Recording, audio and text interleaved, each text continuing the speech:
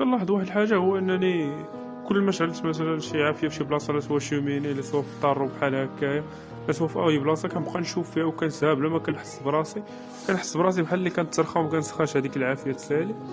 ما عرفت الصراحه واش كيطرى لي هذا الشيء بوحدي، انما ملي قلبت لقيت بان العافيه كتكون لك واحد النوع ديال الراحه، نظرا لذاك الصوت اللي كدير، كتفرح، كتخلق لك واحد الحلقه ديال التامل. دوك الحركات اللي كتبقى كتلعب بهم، زائد علاش كتحس بها بالطمانينه، حيتاش هي كتخدم بزاف ديال المصالح. ملي كتبغي طيب الماكله، ملي كيكون فيك البرد وكتسخن، ملي كتشعل العافيه، يعني هاد الحوايج كيسعدوا الدماغ وكيفرزوا هرمون الدوبامين. اوتوماتيكمون انت ملي كتشوف العافيه، عقلك صافي كيتسرخى وكيفرز داك الدوبامين لا شعوريا. داكشي باش كتفرح، زائد دوك الحركات اللي قلت لكم ديال العافيه اللي كيخلقوا لك واحد الموجه ديال التامل اللي واعره. ما عرفت الصراحه واش هادشي غير ليا، انما قولوا لي تنتو.